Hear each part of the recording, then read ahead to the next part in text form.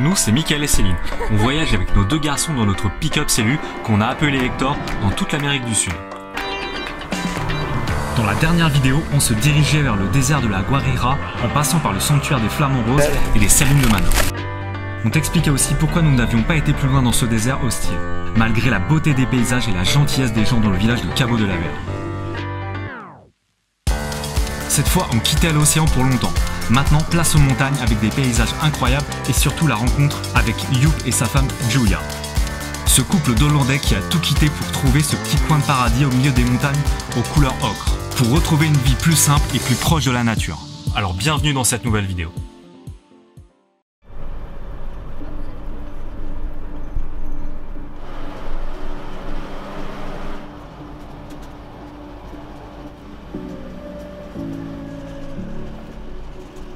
Ça nous a fait tout bizarre de nous retrouver dans ces montagnes avec ces routes sinueuses qui montent et qui descendent tout le temps. On avait perdu l'habitude.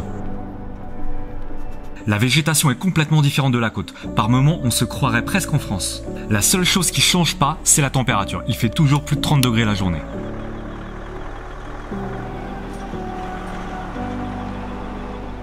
On vient de s'arrêter, on a trouvé une grotte à visiter. Et ce qui est sympa, c'est qu'on a un guide et on va avoir un casque et des lampes chacun. C'est une visite d'1 heure, donc c'est la belle surprise. On va voir ce que ça va donner. Et on va faire tout ça à pied. Là, il y a une échelle, on va voir ce que c'est. On descend dans le boyau, là. Et jusqu'ici. Une fois équipé, on est prêt à explorer les entrailles de la Terre. Et une chose nous surprend, c'est la température qu'il fait à l'intérieur de la grotte. C'est-à-dire bien chaud.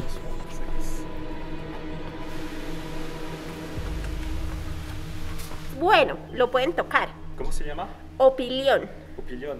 Opilión es una clase de arácnido. Es completamente inofensivo.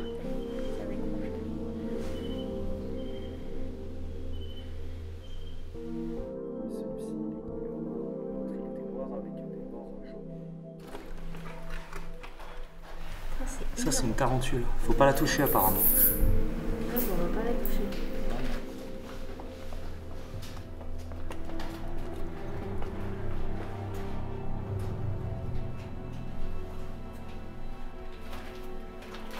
Il y a des chauves-souris qui sont juste là, à côté. On doit les déranger parce qu'elles se mettent à... parce qu'elles s'envolent. Donc on doit pas être les bienvenus.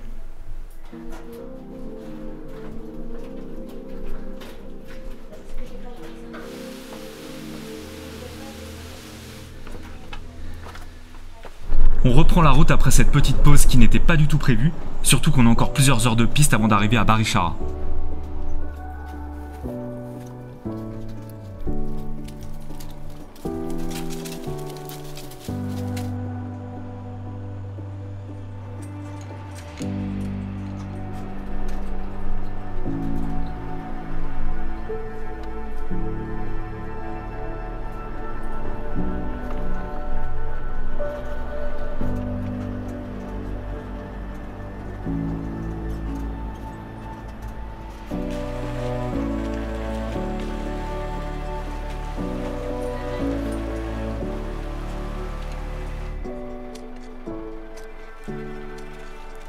On arrive enfin chez Joep et Julia. Juste une dernière montée et on pourra se reposer tranquillement dans leur éco-camping. La cloche pour sonner ça. Maintenant on va te présenter Joep. Il va nous expliquer comment il est arrivé à Barichara en Colombie et pourquoi il s'est lancé dans un projet d'éco-camping. Je m'appelle Joep et je suis venu ici en Colombie avec ma femme Juliane. Nous sommes de la Hollande parce qu'on a fait un voyage en 2006-2007. On a connu ce continent et Colombie c'était vraiment quelque chose de spécial. C'est pour ça qu'on a pensé, bon, on peut changer la vie peut-être. On est venu à vivre d'abord à Medellín, apprendre espagnol, un peu en Bogota. Mais après, on a découvert ce petit village de Barichara. Et c'était ici vraiment dont on avait rencontré une espèce de balance entre certaines choses qui nous intéressaient. Par exemple, la partie nature, la partie tranquillité, la partie histoire, culture. Je suis archéologue. Ma femme Gilliane, elle est architecte et elle a toujours travaillé dans les entreprises, dans les projets en Hollande, avec le béton et tout ça. Ici, c'était très intéressant parce que c'est tout naturel avec des techniques traditionnelles et écologiques. Il y avait plein de choses très intéressantes. Après un petit test, on a pensé, bon, on peut vivre ici. Il y a plein de choses à faire. Et c'est pour ça qu'on est là déjà depuis, bon, je dirais ici en Barachara, depuis 2010. On a commencé à restaurer cette maison. C'était complètement ruiné. C'était super intéressant pour apprendre les techniques et tout ça. Et moi, comme archéologue, c'était aussi très intéressant de sentir un truc complémentaire avec Juliane. Parce que, bon, tout ça c'était dégradé. Et pour ça, on faisait une bonne équipe. Et on a fait certains projets ici dans la région, hein, autour de Barachara, ensemble en fait, avec les gens d'ici, avec leur technique et leur connaissances. C'était vraiment génial, une école écologique. Et on a aussi commencé à expérimenter un tout petit peu avec des éléments un peu plus, je dirais, contemporains pour chercher un peu cet équilibre de fusion, quoi. Et en fait, on a aussi commencé avec des techniques de collection des eaux pluie, mais aussi on a commencé à planter des arbres, des forêts naturelles d'une forêt sèche tropicale. Il y avait trop à faire. J'avais plus du temps de faire travail comme archéologue. J'ai découvert certaines choses personnellement qui m'intéressaient beaucoup. Je voulais travailler aussi ici comme sculpteur parce qu'en Bogota, j'ai travaillé dans la partie sculpture artistique, mais il me manque du temps. Et un jour, il y a 3 ans plus ou moins, il y avait des gens qu'on a rencontrés, qui étaient en voyage avec leur camping-car ici dans le village. Et c'était eux qui ont dit, bon, on voulait bien rester avec vous pour vous aider avec la plantation des arbres. On a commencé un peu à couper l'herbe, améliorer l'accès un peu. Satya, restez. Comment? Bon, vas-y. On a en fait commencé avec le camping. Jamais on avait eu l'idée d'avoir un camping, mais c'était très intéressant parce qu'enfin on partage cette partie de la terre colombienne avec des voyageurs. Et c'est vraiment très enrichissant pour nous de partager des histoires, des choses, d'écouter des choses, mais aussi de voyager. Un peu dans le sens que si on voyage pas nous-mêmes, mais on reçoit les gens de tout le monde, c'est vraiment super intéressant. Et on avait commencé aussi avec les volontaires un peu plus tard. Les volontaires qui viennent beaucoup d'Europe, États-Unis, aussi des Colombiens qui viennent de plus en plus à partager leurs idées, leurs intérêts, leurs efforts. Et ça a été super intéressant, c'était super bien aussi. C'est pour ça qu'on avait commencé avec des projets du bioconstruction. On vient juste réaliser les salles de bain qui ont été faites avec de la pierre sèche, complètement avec les pierres qu'on avait trouvées ici sur le site. Et en fait, toujours il y a de nouvelles choses qu'on peut faire ici en ce qui concerne la bioconstruction. Et la partie aussi permaculture, ça a été la dernière chose qu'on avait commencé à faire avec un petit forêt alimentaire par exemple, des techniques d'infiltration des eaux dans la terre relativement sèche ici dans la région.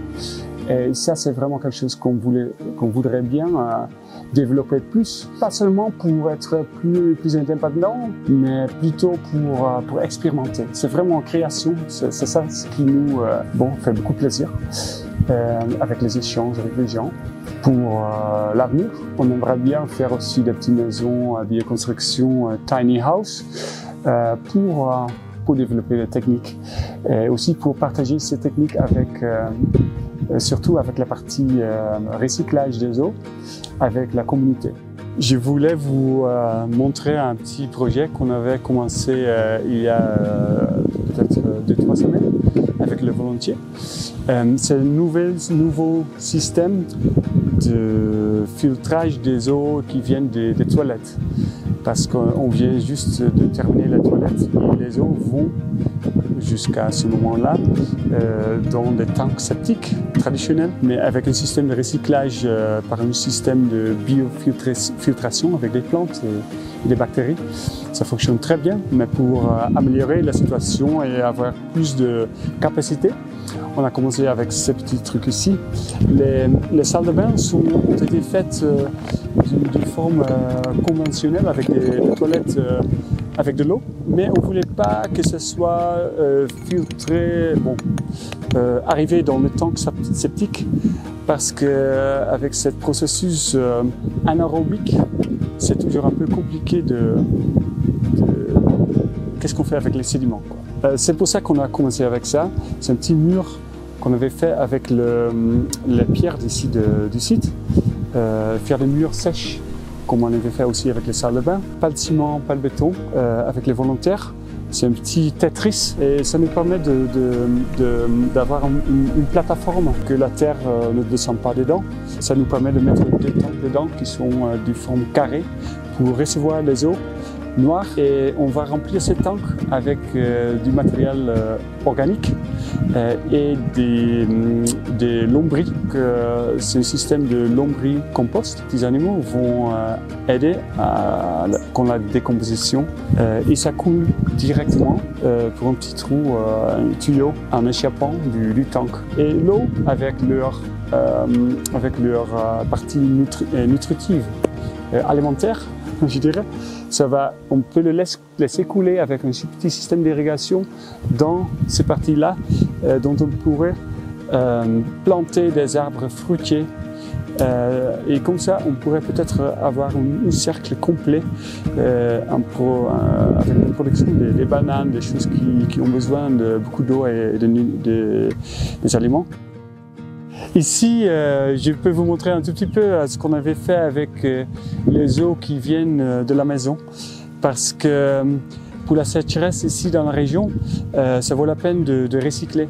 Et c'est pour ça qu'on avait fait ce petit système ici. C'est vraiment un bassin avec des sédiments, avec des plantes qui font le travail de nettoyer l'eau. Et ça, c'est vraiment intéressant parce que ça nous permet d'avoir de l'eau recyclée constamment aussi dans cette époque de la sécheresse pendant 4 mois, quoi. Comme ça, on produit pas de pollution et on peut réutiliser en fait pour 2 choses. On utilise seulement cette eau pour les toilettes et aussi pour la partie irrigation. On est dans une petite partie de la forêt. Bon, c'était très animé, toute le finca, parce qu'il y avait beaucoup de plantation du tabac, monoculture. Ce qu'on voulait faire, c'est vraiment changer tout ça pour avoir beaucoup plus de variétés, des espèces indigènes, des arbres et des plantes. Et c'est vraiment frappant parce qu'ici, c'est un endroit complètement différent. On avait commencé il y a 10 ans et on voit la différence entre quelques arbres qui étaient originaux, mais la majorité, c'est complètement neuf. Et on vient juste de travailler un peu plus pour que ce soit plus varié, parce que les arbres, il faut qu'on aura beaucoup plus de variétés, des couches stratigraphiques pour avoir plus de dynamique naturelle ici, écologique et régénérative, quoi. On apprend tous les jours, on échange beaucoup d'idées avec les gens ici dans la communauté ici en Barrachara. Ça a été super intéressant les années dernières de faire partie d'une communauté de gens qui ont tous un peu cette même vision d'améliorer cette région et aussi un jour produire aussi nos aliments d'une forme différente, et ça fait beaucoup plaisir. Ça change très vite. Et ce qui est le plus important, c'est que ça nous permet aussi plus d'infiltration, plus de l'eau, des sources qui peuvent renaître. Je ne sais pas si c'est français, quoi. Mais ici, on est dans un des 2 salles de bain qu'on vient juste terminer il y a 3 semaines. Ça a été tout fait avec des pierres ici du camping. Un grand projet, ce qu'on a fait avec des volontaires. on est très content parce que ça fonctionne très bien. En fait, on a creusé un trou pour avoir suffisamment de pression, de faire tout ça sans béton, sans ciment. Et l'idée, c'est que les plantes vont pousser plus pour que ce soit plus caché et d'avoir la sensation d'avoir un espace privé dans la nature. Il me paraît que les gens sont très contents, alors on est content aussi. Nous avons rencontré aussi Eugénie, qui est une Française qui voyage en Colombie. Et actuellement, elle travaille en tant que volontaire dans l'éco-camping de Youp. Et elle a gentiment accepté de nous raconter son histoire, comment elle est arrivée en Colombie et pourquoi elle fait ça. Donc, je m'appelle Eugénie, je suis française et je vis à Bruxelles depuis maintenant 8 ans. Je viens de finir mes études d'architecture en septembre et maintenant je suis partie voyager en Amérique du Sud, principalement en Colombie. Depuis un mois, je fais du woofing, du volontariat dans cet espace de camping, permaculture, reforestation, tout ça. Alors en fait, c'est un moyen assez chouette de voyager que de faire du woofing parce que du coup, tu dépenses peu d'argent.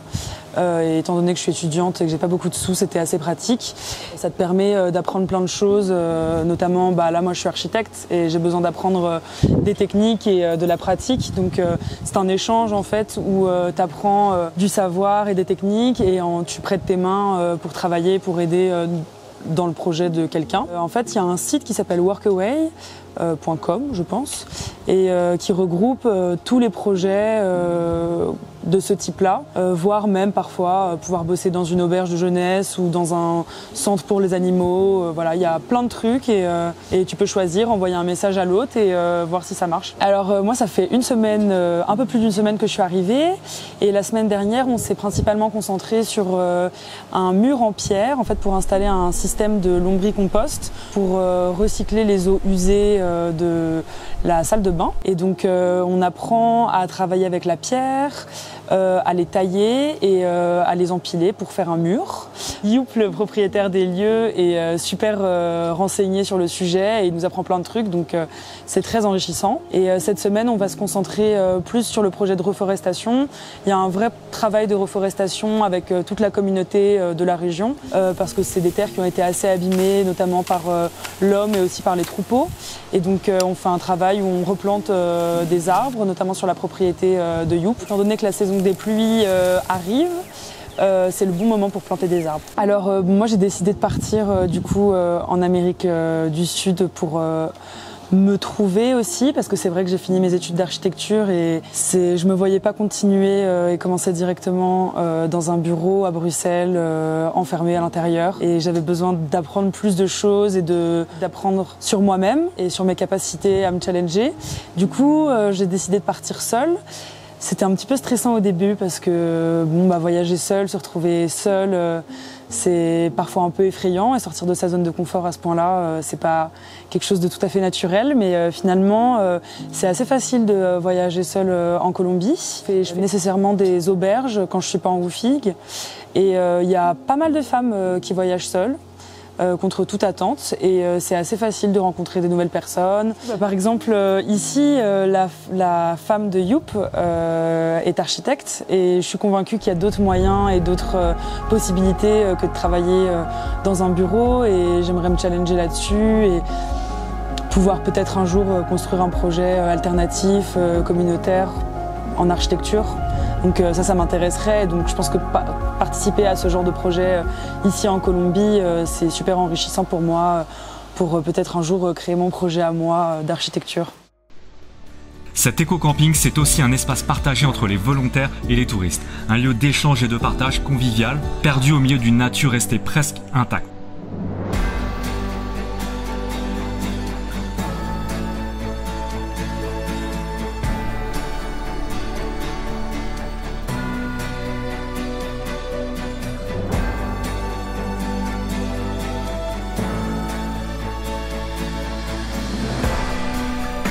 Bref, un endroit unique comme on n'en avait jamais vu en Colombie. Que ce soit pour le loisir, le travail ou simplement pour chiller.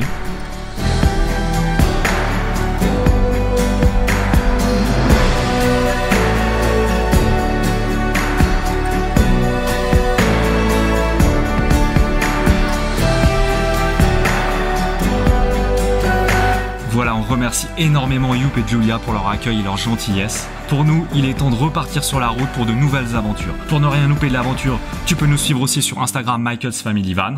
Je te dis à la semaine prochaine, allez, ciao!